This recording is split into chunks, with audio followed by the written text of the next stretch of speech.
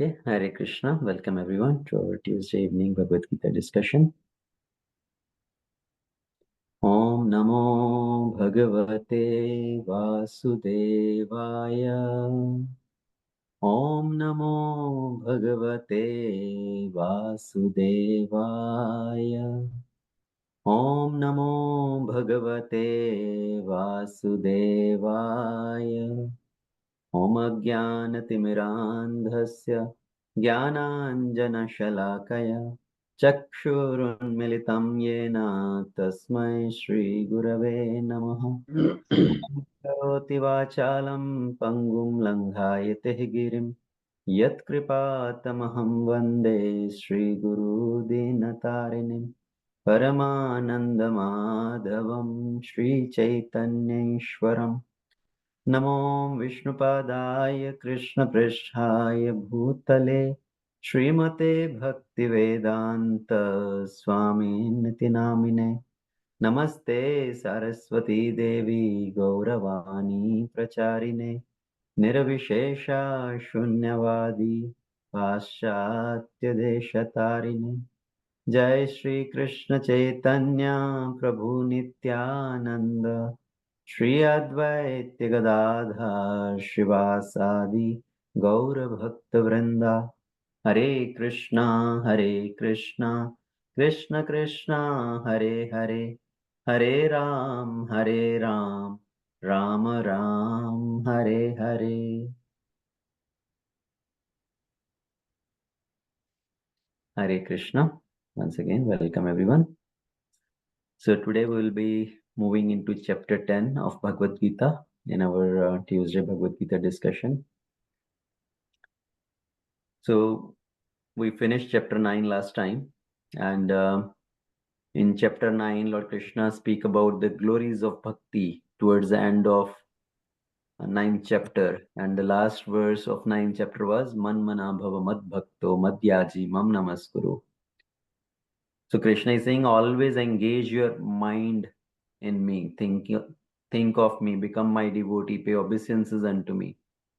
So always think of me, always engage your mind in me. And if we were to ask Krishna how to engage our mind in you all the time, how to see you in everything in all the times. So here in chapter 10, Krishna is going to explain about his Vibhutis, opulences of the Supreme. In 7th chapter also, 9th chapter also, Krishna says, now I'm going to speak to you the most confidential knowledge. In chapter 9, Krishna says, Rajvidya Rajguhyam, Pavitram Idam Uttamam. So this is the topmost knowledge which I'm going to give to you, which is most purifying. It's the king of all knowledge. And it's the most confidential. So similarly here, now Lord Krishna is going to explain to Arjuna about his different opulences through which we can perceive Krishna all the time. Okay, so Lord Krishna starts with Shri Bhagavan Uvacha Bhuyeva Mahabaho Shrunu Me Paramam Vachah Yatte Aham Priyamanaya Vakshyami Hitkamayah. So Shri Bhagavan Uvacha, the Supreme Personality of Godhead said, listen again, O mighty armed Arjuna, because you are my very dear friend. Yatteham priyamanaya. So you are very dear to me, so for your benefit, I shall speak to you further, giving knowledge that is better than what I have already spoken. Paramam vachaha. Earlier, Krishna had said Uttama. Okay, Uttama also means which is topmost, very high quality. And now Krishna is further saying, Me paramam vachaha. It's even better. Okay? Like generally we say king. Okay? He is the king of this kingdom.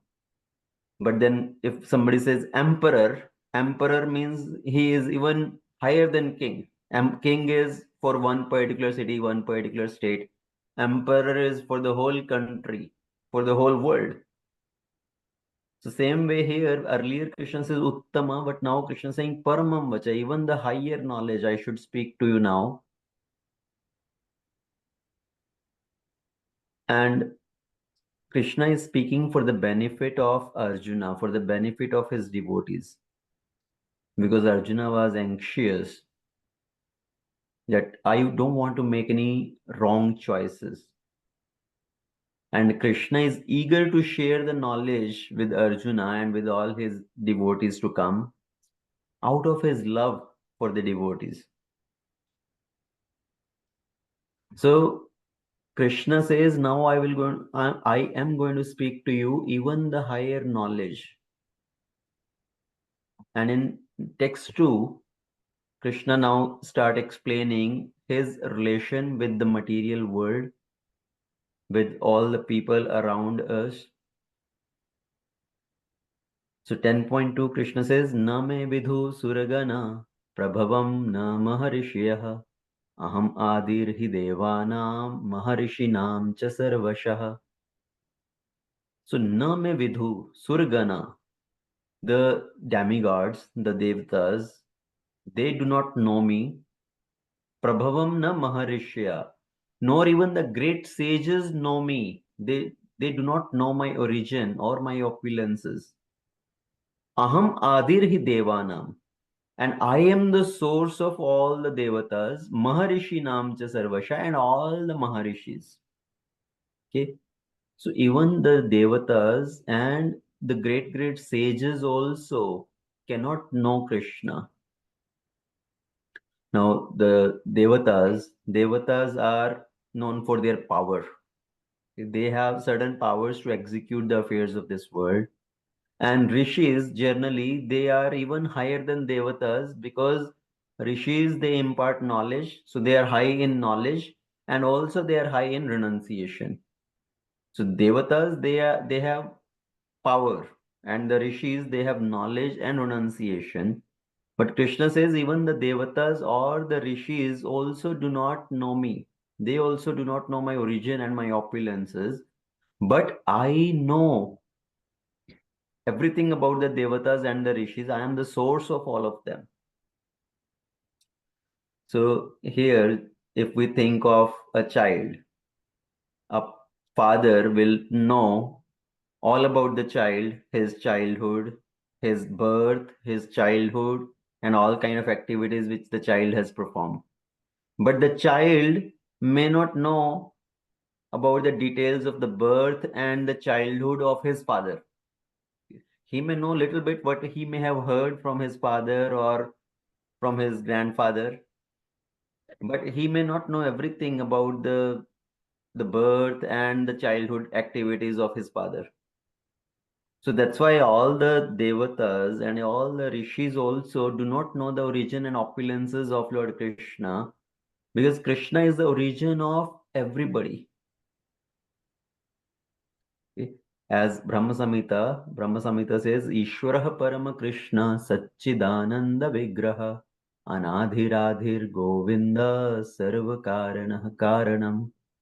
So in Brahma Samhita also it says Sarva Karanah Karanam. Lord Krishna, he is the cause of all causes. He has no beginning, he has no end. So nobody can know Krishna, but Krishna knows everything. And then in text 3, Krishna further says, if somebody get to know him, then what is the result of that? That they will become free from all the sins. Yo mam ajam anadim cha veti loka maheshwaram asammudha samrityeshu sarva papai pramuchyate.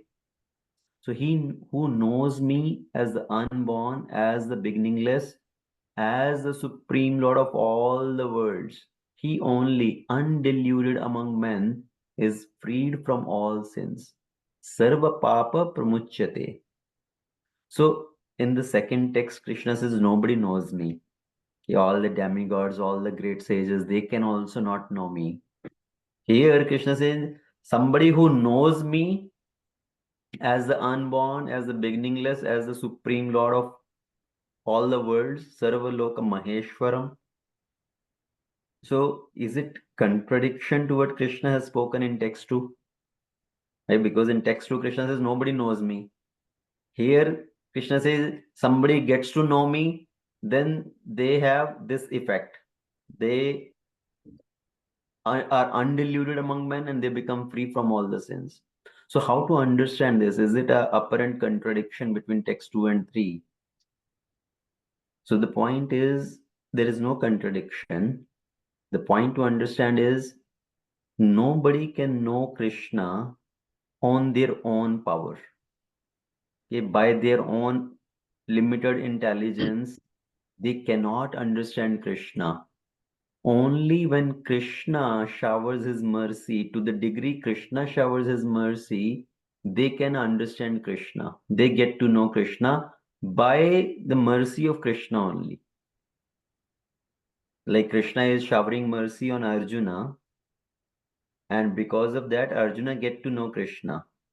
And Arjuna will get the Divya Chakshu also. Right? In 11th chapter, we will hear that Krishna will impart the Divya Chakshu for him to be able to see his universal form. So without the mercy of Krishna, nobody can know Krishna. So when Krishna empowers somebody, he shows his mercy, then they can understand Krishna. And when they are able to understand Krishna, what happens to them? Asammudha, samrityeshu. Then they become undeluded and they become free from all the sins. So why is this knowledge so important? Why to understand Krishna is so important? It makes one free from sin and it makes one fully devoted to Krishna. Okay, more and more we hear about Krishna, more our attraction for Krishna grows. That is the importance of knowledge. Knowledge and love, okay, both are needed. We need to know about Krishna and we need to develop love for Krishna. More we develop knowledge for Krishna, about Krishna, more our love will develop for Krishna. How is that? So we can understand with a simple example also.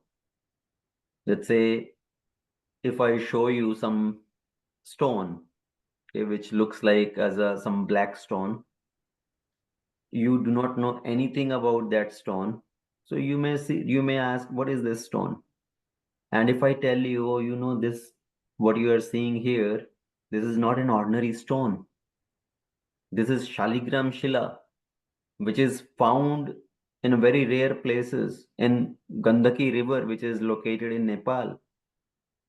And this particular Shaligram Shila, it represents the Vishnu form. It represents the form of the Lord. And the great sages, they worship the Shaligram Shila as a representative of the Supreme Lord. So when you hear that, when you know a little bit more about that stone, then you develop attraction for that. Oh, this is very special stone. It's not an ordinary stone. It is Shaligram Shila. It is like the Lord himself. And then if I tell you further, oh, you know what? This Shaligram Shila, this was worshipped by Guru Maharaj. He used to worship this every day. And then your attraction for that even further grows. So more we know about something, more our attraction, our love for that particular thing develops. So same way, when we hear about Krishna, when we know about Krishna, our love for Krishna grows. That's why this knowledge is so important. By just knowing about Krishna, we become free from sins and our attraction for Krishna grows, our devotion for Krishna grows. So Krishna says, asammuda samrityeshu sarva papa pramuchyate. That person becomes free from sin. So further now Krishna is going to explain all the different qualities also, not just all these different sages which have come from Krishna, the different demigods which has come from Krishna. Krishna says even all the different qualities also actually come from me. And all, what are these all different qualities? So text 4 and 5, Krishna says, Buddhir Jnanam Asammoha Kshama Satyam Damah Kshamaha Sukham Dukkham Bhavo Abhavo Bhayam Cha Bhayam Evacha. ahimsa samata tushti satapoh danam yasho ayashah bhavanti bhava bhutanam mat eva prathak vidah. So here Krishna is speaking about 20 different qualities, okay, 20 different emotions that also manifest in variety of degrees and in a different combination permutation in different people. So in somebody, these qualities may be in a different level, in a different degree. In some other person, these qualities may be to a different degree. So based on the variety of these particular qualities and the combination of these qualities, different people are formed in, they form their particular nature. Okay, so what are these qualities here? Buddhi. Buddhi means intelligence. Intelligence is to analyze things in their proper perspective, kind of discriminate between good and bad. Jnanam is the ability with which at least we can discriminate between what is material, what is spiritual. Okay, and Krishna says Jnanam sa Vijnanam. So knowledge and the realization of that knowledge. So Jnanam is at a theoretical level, at least understanding the difference between spiritual and material. Then asammoha means absence of confusion. Okay, so that is also one quality. Somebody may be completely under confusion, somebody is free from confusion. Then shama, ability to forgive. So ability to forgive somebody who may have harmed us. So that is also a great quality, and the devotees need to cultivate this quality of forgiveness. Satyam. Satyam is not just about speaking the truth, but also declaring the truth for the benefit of all. Okay, and the ultimate truth is the Supreme Personality of Godhead. Like any truth in this world is relative. If I say I'm 40-year old, that may be true today. 5 years later, that is not true anymore. It's because the truth in this world is also relative. So all the truth in this material world are relative, but Krishna is absolute truth. Krishna is the Supreme Lord today. He is the Supreme Lord tomorrow. He is going to be the Supreme Lord 50 years later also. So that is the absolute truth. That's why Prabhupada writes the Supreme Personality of Godhead as absolute truth. So Satyam, to declare the truth for the benefit of all. Dhamma means restraining the senses from the sense object, controlling our senses. And Sama means controlling the mind. Okay, restraining and controlling the mind. Then Sukham. Sukham is the emotion of joy. Okay, emotion of happiness. Dukkham is an emotion of sorrow. And Bhava means to become, the perception of one's existence. And Abhava means it represents death. So the experience of death. Bhava and Abhava. Bhava means to become, okay, to come into being. And Abhava means to give up that existence. So Bhava means birth and Abhava means death. Bhaya is the fear of some ongoing difficulties. Okay, we have so many different type of fear.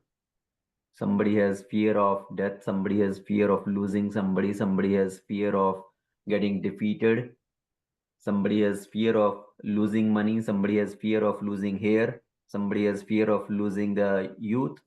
So also many different type of fears. And so bhai, and opposite to that is abhay, freedom from fear, becoming fearless. And then ahimsa. Ahimsa means abstaining from harming others through our words, our thoughts, our actions. Mansa vacha kaya. So not harming anybody with our words, actions, or thoughts. And samata is equanimity in good and bad situation, being equipoised in both good and bad situation, happiness and distress. Tushti means feeling satisfied. Okay, whatever comes by its own accord, whatever comes based on our own karma, being satisfied because of that, not thinking, oh, kash mere paas aisa hota, kash mere paas vaisa hota, because otherwise that is hankering and lamentation. So rather than hankering and lamentation, opposite of that is tushti, means satisfaction. And then tapa is performing voluntary austerities for higher cause, or in our case, let's say, performing voluntary austerities for spiritual benefit. And dana is giving charity to somebody who is a worthy recipient. And yasha is fame arising due to possessing some good qualities. And ayasha, infamy by possessing some bad qualities. So these are the 20 qualities or 20 different emotions which Krishna is listing here, that all these qualities also come from me. And after having said that, Krishna further talks about in text 6, Maharishyah saptapurave chatvaro manavastatha madbhava manasah jata yesham loka imah prajah. So the seven great sages, Maharishyah Sapta, the Saptarishi, so the seven great sages, Purve Chatvaro Manvas Tatha, and then the four Kumaras before them, and then the 14 Manus. Okay, they all come from me. So Krishna is saying all these they come from me. The seven sages, the Chatush Kumaras, and the 14 Manus. They are all born from my mind. Madbhava manasah jata. Yesha loka imaha praja. And all these living beings, they populating the various planets, descend from them. So from Krishna, the original creation started. From him comes Brahma. From Brahma, Chatush Kumaras are born. From Chatush Kumar, after Chatush Kumaras, the Saptrishis come up. And then the 14 Manus come in Brahma's one day. So ultimately, all these come from Brahma, or all these come from, in one sense, come from Krishna. So generally, we may say, oh, Chatush Kumaras came from Brahma, and all the Saptarishis came from Brahma, the Manu came from Brahma, but by Krishna is saying they all come from me. So originally, if we say Brahma himself comes from Krishna, okay, so Brahma is born from Garbhodakshay Vishnu, from the navel of Garbhodakshay Vishnu, a lotus sprouts, and on that lotus, Brahma is born. So Brahma is the first created being by Garbhodakshay Vishnu. And then from Brahma, the other descendants come. So in one sense, all are descendants from Krishna only. Okay. So right now, let's say if we see all these different generations coming from Krishna. So from Brahma comes the Chatush Kumaras. Who are these Chatush Kumaras? Sanak, Sanatan, Sanandan, Sanak Kumar. So these are the four Kumaras. And Brahma ordered them to get married and create progeny, and they denied. They wanted to stay brahmachari and they wanted to just take to spiritual life. And then Brahma created the rishis, Sapta rishis. And who are these Sapta rishis? Anybody knows the name of the Sapta rishis? And Prabhuji, I know some of it, but I don't know all of it. Yeah. Like, So I will so mention the name of the Sapta rishis: Angira, Atri, Pulatsya, Pulaha, Kratu, and Vashishta. And Vishwamitra is not Vishwamitra. Vishwamitra is not part of the Saptarishis here. So first one is starts from Marichi,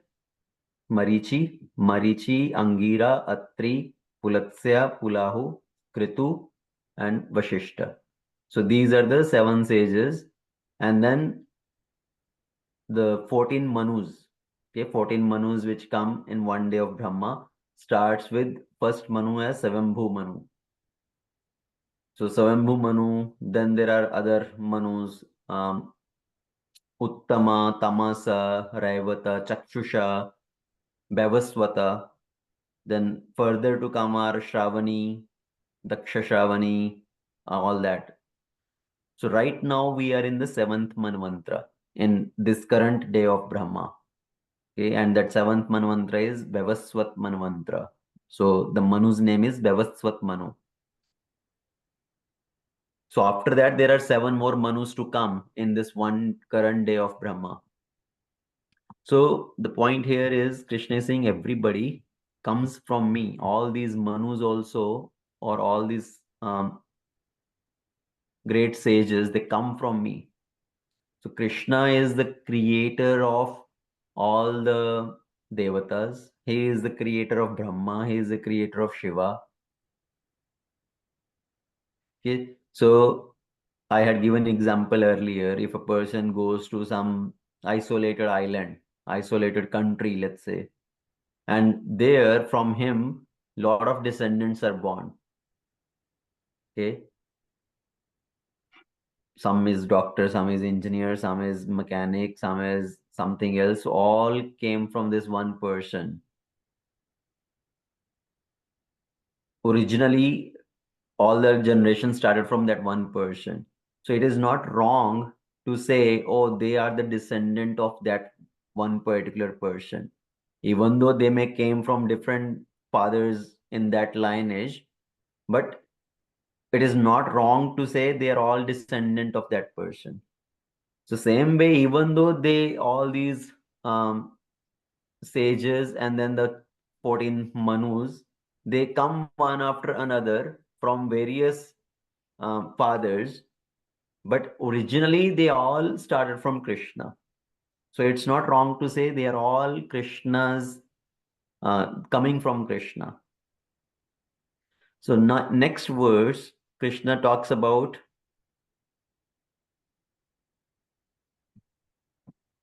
text 7.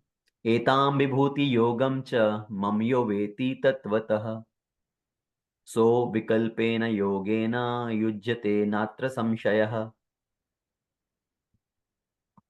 One who is factually convinced of this opulence and mystic power of mind, engage in unalloyed devotion service. Of this, there is no doubt. So again, the point is more and more we know about the opulences of Krishna, powers of Krishna, then we develop our attraction for Krishna. And once we have that knowledge about Krishna, then we want to engage in the devotional service. So Krishna says, Natra Samshaya. So for this, there is no doubt. As I gave the example earlier. So if we know about certain things, more and more we know about that, we develop attraction for that particular object. And same thing is here for Krishna. More we know about Krishna, more we develop our attachment, attraction for Krishna, more we develop our love for Krishna, and then definitely you want to engage in bhakti also. Now, text 8 to 11, that is known as the Chatur Shloki Bhagavad Gita, which I have mentioned earlier also. So this Chatur Shloki Bhagavad Gita is very important. In one sense, it summarizes the whole Bhagavad Gita. Now, when we say Chatur Shloki Bhagavad Gita, it does not mean all the content, all the knowledge which is contained in Bhagavad Gita is given in these 4 verses. That is not the point. The point is just Chatur Shloki Bhagavad Gita. It conveys the essence of Bhagavad Gita in the sense it gives the understanding of our relation with Krishna, our ultimate goal to achieve Krishna, and in between the process to be able to achieve that goal. So text 8 through 11, these 4 set of verses, they talk about Sambandha, Abhidheya, and Prayojana. Okay. So remember these 3 terminologies, Sambandha, Abhidheya, and Prayojana. Sambandha means knowing our relation with something. Prayojana means to ultimate goal. the ultimate goal may be to achieve that particular object. And in between, there is a process. So generally, I have quoted the example that if you see a car, if you see advertisement of a new car, and if you like that car and you immediately develop a desire to buy that car, okay, so that is sambandha. You have established a relationship with that object. And your goal is now to buy that car. You want to see that car parked in your driveway, in your garage. So that is prayojana. So sambandha has been established. The prayojana is our end goal is to achieve that. And in between, there is a process that you have to acquire sufficient funds. You have to go to the dealership, sign the papers, get the keys, bring the car home, right? Drive the car back to home.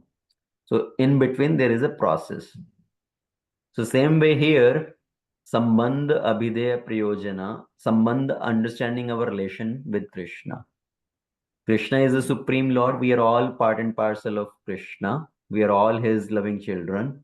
So understanding that relation, our identity is Jiver Savrup Hoy Krishner Nityadas. Our eternal identity is to serve Krishna. So that is the relationship, understanding that relation, and then prayojana is to attain Krishna, to go back to Krishna, to go back to Goloka Vrindavan Dham, and there engage in service of Krishna. So that is the end goal. And in between there is process to engage in bhakti. So we start with Vedi Bhakti. So Vedi Bhakti means Vidhi Purvak, sadhana bhakti, by following certain rules and regulation, getting up early in the morning, taking shower, chanting the holy name, offering Nevedya to the deity form of Krishna. So, reading scriptures, hearing about Krishna, all this is the process in between. Okay, so that is Abhideya. So, text 8, Krishna talk about his relationship with the material world and how the devotees start to engage in this process. अहम सर्वस्य प्रभवो मत्तः सर्वं प्रवर्तते इति मत्वा भजन्ते मां बुधा भाव समन्वितः. अहम सर्वस्य प्रभवो. I am the source of all. Mattah sarvam pravartate. Everything emanates from me. So in one sense here, if we really see aham sarvasya prabhavo mattah sarvam pravartate, I am the source of everything. Everything comes from me. Is it not one and the same thing? But there is a difference. The actually difference is Krishna is saying that I am the source of everything and everything is maintained by me. I am not just the creator, but I am the maintainer also. Okay. So Krishna is creator and Krishna is the operator also. Okay, I had given earlier also there the classification. There are three category of people we can say: theist, atheist, and deism. So there is theism, atheism, and deism. Theism means understanding that yes, God is the creator, He is the controller. Atheism means not even believing in God. There is no God. And deism means yes, God is the creator, but He is not the controller. He created something, but now the things have gone out of his control. Okay, so that is the deism philosophy. But here Krishna is saying, Aham sarvasya prabhavo, mattah sarvam pravartate. Everything comes from me, and because of me, everything operates, everything maintains. Iti mattva bhajante mam, buddha bhava samanbhita. So the wise who perfectly knows this, not just knows this, but who accepts this. A matva. Krishna did not say gyatva. He is saying iti matva bhajante mam. So then they engage in my bhajan. They engage in my devotional service. And they worship me with all their heart. Okay. So Matva means one who accepts this, not simply theoretically understanding, but accepting also. Sometimes we may know something, but we may not accept that. Okay. So there is a difference. Now, Krishna is the source of everything. So if you understand that, okay, Krishna is the source of everything, all the material and spiritual worlds. Basically, Krishna is the source of my home also, right? Krishna is the cause of everything. Then everything is given to me by Krishna. So if we understand that point, then we naturally develop attraction for Krishna to serve Krishna. He is the master of everything. Okay, and ultimately, he is the cause of everything. We may think, oh, I go to work, I go to my job, or I go to my shop, my business, or anything, and then I work hard there, I earn money. So I am the cause of this home. I built this home, or I bought this home by my hard work, by my hard earned money. So I am the cause of this home. But in the ultimate sense, Krishna is the ultimate cause. Okay. And as we discussed earlier also, there are three causes. There is immediate cause, there is remote cause, and there is ultimate cause. Okay, anybody remembers that example I have quoted earlier for these three causes to understand the difference in these three causes? COVID, getting COVID. Okay. Do you want to elaborate on that? Uh, so like associating with people who have COVID is immediate cause. Uh, like having a poor immune system is, I mean, there are three causes, right? So the second one, and God approved getting sick, I guess that's the ultimate cause. Right. So you're close. So you remember the example I gave. So yes, so let's say the example of COVID only. So somebody getting COVID, we may say, oh, the ultimate cause is because the person associated with somebody who had COVID, and that becomes as a ultimate kind of immediate cause of getting the COVID. But the remote cause is maybe this person has compromised immune system,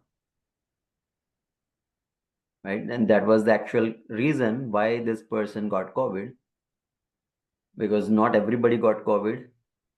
Somebody who has a very compromised immune system, they are more prone to getting that. But why did that person have a compromised immune system, or why that person has a that particular type of body or that particular type of disease? Ultimately, it's because of maybe some karma, and Krishna is the controller of all that karma, who is taking account of all the karma and rewarding the result of their karma based on, so result to everybody based on their karma. So he is the ultimate cause. Okay, so there are three causes: immediate cause, remote cause, and then ultimate cause. The another example which we have discussed earlier is Jeev, Jagat, and Jagadish. Okay, so the living entity may do certain work. He is the immediate cause, and the material nature is providing the facility. So the material nature is the remote cause, and the Supreme Lord is sanctioning. So he is the ultimate cause. So Krishna, he is the source of everything. He is the ultimate cause behind everything. Mattah sarvam pravartate. Aham sarvasya prabhavo mattah sarvam pravartate. So if somebody understand this, that Krishna is the ultimate cause, Krishna says, then they engage in my devotional service. They worship me with all their heart. And then further in 10.9, Krishna says, how do they serve? Somebody who has developed that love and attraction for Krishna. So how do they serve Krishna? Matchitta matgatah prana bodhayantah parasparam kathayantascha mam nityam tushyanti cha ramanti cha. So mat chitta, mat gatah prana. So their chitta, their consciousness is completely absorbed in me. Mat gatah prana. Their lives are fully devoted to my service. Bodhayantah parasparam. So they are speaking to each other, giving knowledge about me to each other. Bodhayantah parasparam. Kathayantascha mam nitya. So they are speaking about my katha every day, speaking and hearing. And what are they speaking and hearing? With a grudging mood, with just out of kind of as a obligation? No. Tushyanti cha ramanti cha. So they are feeling satisfied and they are experiencing the bliss. Okay. So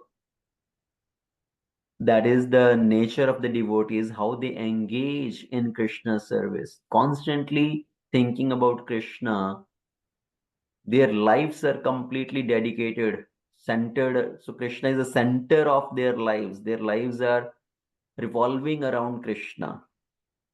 If Krishna is not there, then they do not want to continue with their lives.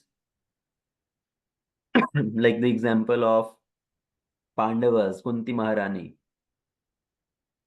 Okay, when Arjuna had gone to Dwarika to meet Krishna. So basically, once Maharaj Yudhishthira has become the king, and after establishing Yudhishthira Maharaj on the throne of Hastinapura, Krishna goes back to Dwarika.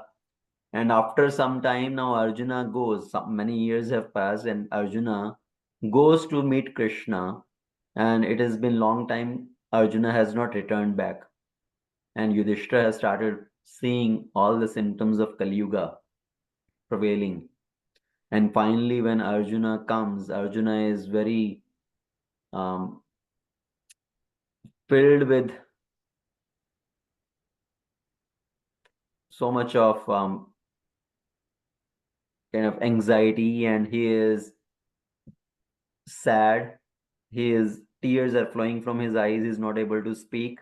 And seeing this condition of Arjuna, Yudhishthira Maharaj asked Arjuna, what is the reason? Why these symptoms? Have you harmed somebody as an older person, or have you not fed somebody whom you were supposed to feed? Have you taken your meal without feeding the hungry people? What is the cause of all this remorseness? And at that time, finally, Arjuna tells Yudhishthira Maharaj that our dear Krishna, he has winded up his Leela and he has gone back to his own abode, leaving us behind. And as soon as Yudhishthira Maharaj heard this, Yudhishthira Maharaj also immediately decided to give up everything. He decided to give up this kingdom, to kind of renounce the kingdom and go to the forest. Basically, he was also ready to give up his life. Kunti Maharani, when she heard that Krishna is not there anymore, Kunti Maharani gave up her life. So their life is revolving around Krishna. Their whole lives are dedicated in service of Krishna. So mat chittah mat gatah prana. Kathayantascha mam nityam. They're constantly speaking about my glories. And in that way, they are feeling that great satisfaction and the bliss. So that is the process which we talked about, right? In between, there is a process, abhideya. So the process is speaking about Krishna, hearing about Krishna, enlightening each other, okay, conversing about Krishna, not in a kind of, oh, I have to do this kind of mood, but I need to do this. Okay, for many of the material things, we say, oh, I have to do this or I need this. So sometimes people do not even understand the difference between need and want. Okay, I need this or I want this. They think, oh, this is so necessary for me. I cannot survive without this thing. But that is actually not the necessity. That is our want. Okay, somebody may say, I am so hungry. I want pizza. Or they do not say, I want pizza. They say, I need pizza. Is that really they need pizza or do they want pizza? Because if somebody is really hungry, even if you give them dal chawal, dal roti, they should be happy. Okay. But people will say, no, I need pizza. So it's not need actually. It is the want. But when it comes to spiritual life, okay, we say need. Okay, I need to do japa. It should not be need. There it should be want. I want to do japa. Okay. Oh, I haven't done my japa. I need to do my chanting today. Yes, it is need also, but it need to switch to want. I want to do this. So all these activities for spiritual life, they should be out of our own desire, not that somebody forcing on us. So that's why Krishna is using the word here, tushanti cha ramanti cha. They are not doing these activities out of some obligation. They are not feeling remorseness by, oh, somebody is making me sit there and making me hear Krishna Katha for 2 hours. No, it's not by force. It is because of the desire, because of the love we feel for Krishna. And further, now in text 10, Krishna further says his reciprocation. So we have spoken about the relation. Krishna speak about the relation with this nature and then how the devotees engage in his service. And then Krishna says the devotees who are engaging in the loving devotion service for me, how do I reciprocate with them? Okay, for them to achieve the ultimate goal, the prayojana. Because we cannot achieve prayojana, the end goal, with our own strength. We can achieve that only with the mercy of Krishna. So Krishna says in text 10.10, Tesham satata yuktanam bhajatam priti purvakam dadhami buddhi yogam tam yena mam upayanti te. So to those who are constantly devoted to serving me with love, Tesham satata yuktanam. Satata, okay, very important word here. Constantly.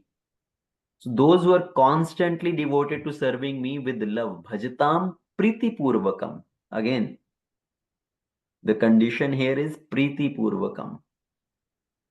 It is with love, not by obligation. So what happens to them? Krishna says, dadhami buddhi yogam tam. I give them the intelligence. I give them the right understanding. Yena mam upayantite, by which they can come to me. So again, to achieve that ultimate end goal, to be able to go back to Krishna, to go back to the spiritual world, that can be achieved only by the mercy of Krishna. If Krishna gives us that eligibility,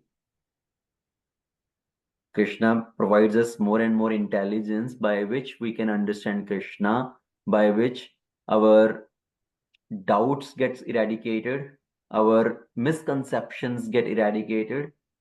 So Krishna gives that inspiration from inside, or Krishna makes that arrangement externally. So externally Krishna will manifest the spiritual master, guru, the senior devotees who help us clear our doubts, clear our misconceptions. So when Krishna says Dadhami Buddhi Yogam Tam, it is not that Krishna, we will wait for Krishna, or Krishna will personally come in front of me and Krishna is going to give me the direct knowledge or direct instruction. No, it's not like that. Krishna makes arrangement internally and externally for us to develop that right understanding. So Krishna says, I give them the understanding by which they can come to me. So in our lives, the association of devotees, we came in contact with devotees, we get to hear about Krishna, to know about Krishna. So we should understand that is also Krishna's arrangement. Krishna is helping us with these external resources. So maybe at somewhere, some point of time, we had that desire to understand Krishna, to serve Krishna, and Krishna is reciprocating with that desire. okay, by making this external arrangement. That's why there is another very famous shloka which we say, Bahunam,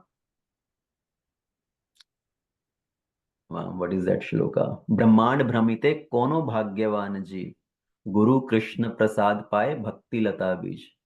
So while wandering through this material world so many lifetimes, Brahmand Brahmite Kono Bhagyavan Jeev, some fortunate soul get in contact with this process of bhakti. He comes in association with devotees.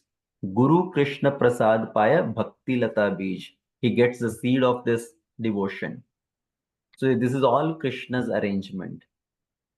And further in 10.11, Krishna further says, Teshamev anukampartham aham agyanajam tamaha nashyami atma bhavastho jnana deepena bhasvatah. So again, further, Krishna says to show them special mercy. Tesham ev anukampartham is to show them very special mercy. I remove the darkness born of ignorance. Aham agyanajam tamaha. I remove that darkness which is born of ignorance. Nashyami atma bhavastho. I destroy this ignorance with the shining lamp of knowledge. Jnana deepena bhasvatah. So again, Krishna's mercy, because of Krishna's mercy only, we are somehow in this process. We are able to read Bhagavad Gita and trying to understand Bhagavad Gita. We should not think this is my own endeavor or my own effort or my own qualification because of which I am able to read Bhagavad Gita or understand Bhagavad Gita. This is Krishna's mercy. Krishna is working, sitting within our heart. Krishna is sitting in the heart as Paramatma and sitting in our heart, reciprocating with our maybe minute desire. Krishna is making this arrangement. And why this Bhagavad Gita is confidential knowledge, even though this is available for everybody? Because this knowledge is not received by our own endeavor, but it is revealed based on the level of our surrender, based on the level of our eligibility. So this knowledge is slowly revealed.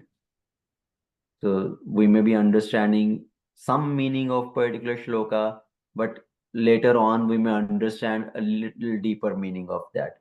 After some more time, maybe we can understand even deeper meaning of that shloka.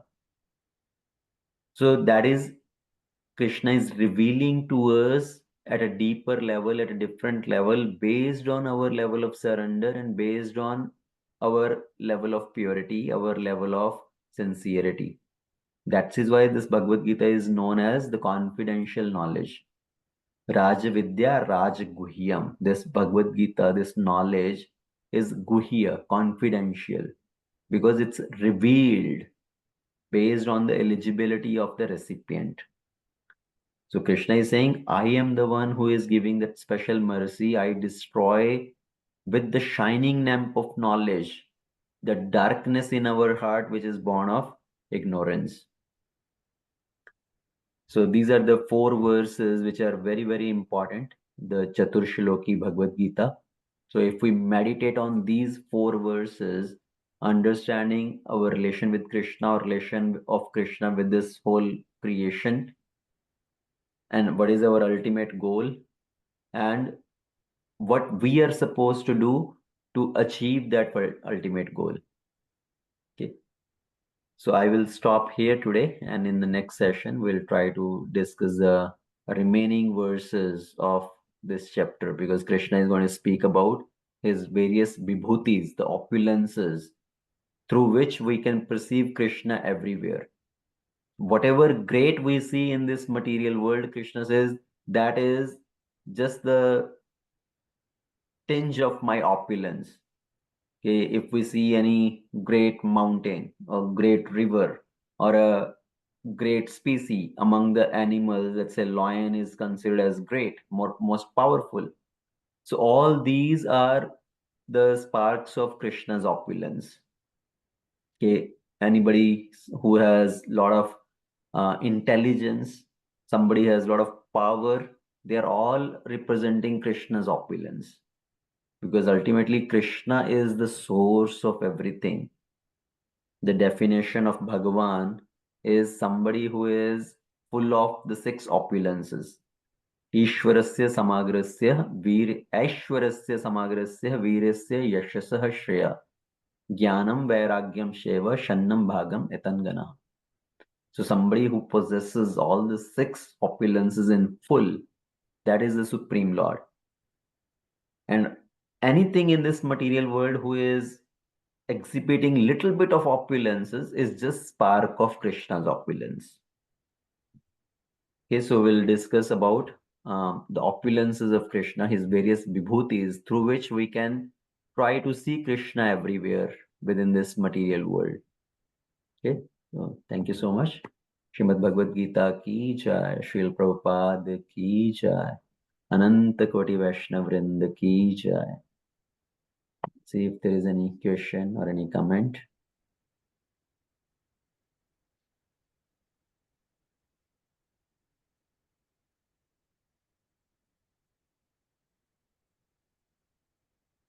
Okay, no question, no comment. So we are good. Well, Prabhuji, one thing, Vibhuti Yoga, basically, what is the essence of Vibhuti Yoga? Is he's telling his opulences, basically, isn't it? Mhm. And I like the last sentence that all these I described it, Ekangsha Sthita Jagat. This is all fraction of what I'm describing you, but Yes. this whole universe is just a fraction. That's one of the fantastic sentences. Which Krishna is speaking about maybe about 80 vibhutis in this chapter 10, but these are not all of the vibhutis of Krishna. His opulences are unlimited. So that's why Krishna says, whatever I'm speaking to you as my vibhutis, those are just a fraction. Okay, because Krishna himself cannot also not describe all of his opulences. So he is just giving a glimpse.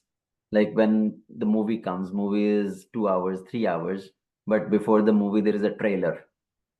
Okay, so 2 minute trailer to maybe get attracted towards the movie, right? They will put some good thing in the trailer, something best, some best scene or some best dialogue from the movie in the trailer, so people may get attracted to the movie. So here Krishna is also speaking about some of his opulences.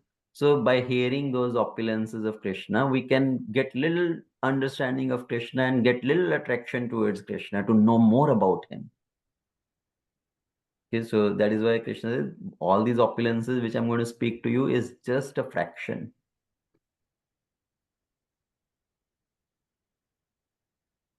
Okay. Hare Krishna, Prabhuji, then with Pranam. Prabhuji, Hare today, like we were learning about Krishna, getting to know more about the opulence of Krishna. On the same lines, I just came across one Srila Prabhupada's letter, not letter, the message which he spoke in one of his lecture. So I just wanted to share that why should we understand Krishna. So I'll just read it out. We Yes, should ma'am. try to understand Krishna philosophically. We should not go away because there is talk of philosophy. If there is story only, they may be interested. But hearing story only. We are trying to forget Krishna. You see, any religion, if it is not based on philosophy, one day it will be forgotten. It will be lost. So that it is happening. There are so many Krishna temples, but there is no discussion of the Krishna philosophy. Krishna philosophy, they think Krishna is an idol only. Just Jai Jagadisha Hare. That's all. Finished business. Hare Krishna. That was a wonderful message. That's why I just thought to share with all of you. Yes. Thank you, Mataji, for reading out that.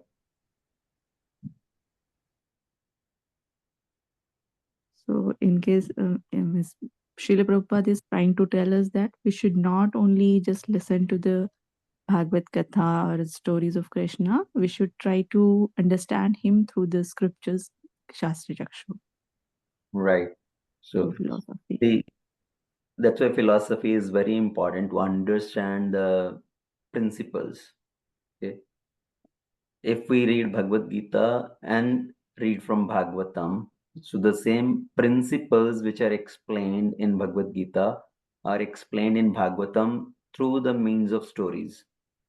But if somebody is just listening to the stories and not trying to understand the real message behind those stories, then it does not help much. Somebody may be hearing Bhagavad Katha so many times. They have heard about the pastime of Chitraketu Maharaj. They have heard about the pastime of Amarish Maharaj. They have heard about the pastime of Ajamila story.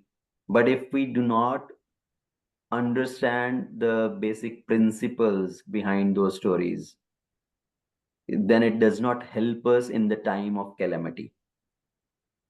Somebody may still be very bewildered when they are put into some challenging situation, they have to face some difficulty, discomfort.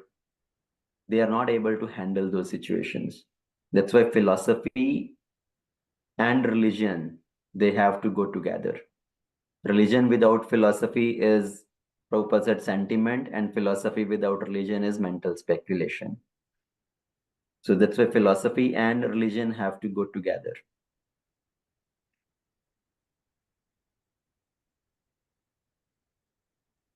Thank you, Prabhuji, for elaborating.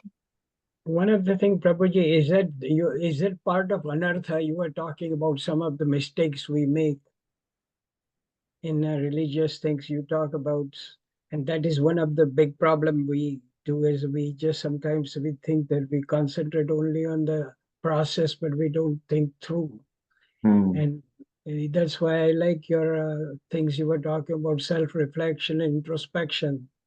Yes. You have to keep doing introspection to see that, am I doing it mechanically, or am I really doing with full understanding and with comprehensive things? So that's Right. very important. Hare Krishna. Yes, thank you, Suresh, for mentioning that. So yes, introspection, self-reflection is very important. And one of the big problem is we do not do introspection. Okay, we just hear it, and after hearing that, we do not try to internalize it. If we do not reflect on that, how I can really practically apply on that message, or we do not try to measure ourselves, where do I stand? We may sometime try to maybe measure somebody else based on the message we hear. That, oh, maybe this particular thing applies on this person. He should listen to this. She should listen to this. But we do not try to measure ourselves. Okay. And like in our corporate world also these days, we have a self-assessment. Okay. At the middle of the year, we have to do self-assessment. Then we have to do year-end self-assessment. We have to kind of assess ourselves. Am I fulfilling all my goals for this year, what I was supposed to achieve? Okay, whatever my company goals were set, my team goals were set, am I achieving those or not? So there is a self-assessment. And then, yes, our leader, okay, they also will assess. We can assess ourselves, we can give our grading. Okay, I get 9 out of 10 or not, or whatever I am getting. And then somebody else will also assess us. So same way in spiritual life also, we need to keep assessing ourselves, okay, self-reflecting on ourselves. We hear so many things. Okay, where do I stand? Am I really doing those things, or I am just doing those things in front of other people? Okay, so that self-assessment is necessary, and at the same time, we should ask others also for feedback. Okay, so when we are able to ask for feedback from somebody, that is a real test. If we are willing to get feedback from others. Okay, and a genuine feedback. Generally in ISKCON, the problem is everybody try to say good things. Okay, speak about some good things. Oh, Prabhuji, you are so great. You are so wonderful. Mataji, you are so wonderful. This, that. So everybody try to pamper. So genuine, honest feedback is also needed, important. So asking somebody, please, genuinely, please honestly tell me, okay, what are the things I need to work on? What are the things I need to improve upon? And when we become, when we are willing to receive that constructive feedback, okay, genuine feedback, please tell me where I need to improve. Where do you think I am lacking? Where do you think, what are my shortcomings? So please give me genuine input, genuine feedback on that. If we are willing to do that, that will be our real start in Krishna consciousness, the real journey in Krishna consciousness. Prabhuji, that's why there's 3 things you told me, and that you need that Diksha Guru and Shiksha Guru. Right. You need somebody who has compassion, who has understanding, who has gone through that.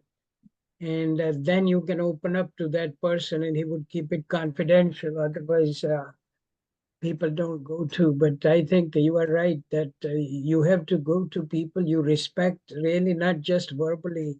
But in like here, Krishna was saying that just saying not, but really through your heart and sincerely, what they call arjava, honestly, Right. you really think that's the person who can help you very well. And that's why this satsang is very important. Hare Krishna. Yes. So that's why it's not about just hearing. It's not about just hearing lecture. Okay? We can hear so many lectures online all over the place. There's so many lectures. You can hear some wonderful speaker, my best, whomever I like the most. We can hear lectures. The problem is they are not there to give you feedback. Okay, I can hear lecture of Gauranga Prabhu, Radheshyam Prabhu, Bhakti Rasamrita Maharaj. I can hear lecture of everybody and anybody, but they will not be there to give me feedback. Okay? What are my strengths and weaknesses, where I need to focus on to improve those? From where I can get those? If I'm physically connected with somebody, right? Personally connected with somebody who knows me also. What are my activities? What are my services I'm doing? So they know me, they see me. So then they are able to give me that feedback. So that's why having a personal connection with somebody in our local community is very important. And in current world, many devotees are missing on that point, right? They think, okay, oh, I can hear this lecture, that lecture from here and there. What is the need of all this thing? Why I need to go to temple? Why I need to come to Bhakti Vriksha and all that? So main point is, so we can develop some personal relationship with somebody from where we can get personal guidance. Okay, having somebody who is approachable.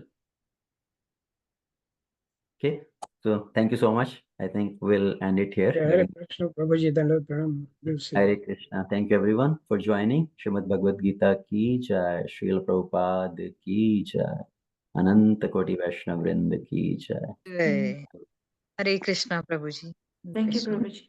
Prabhuji. Thanks so much, Prabhuji. Then pranam devotees. Hare Krishna everyone.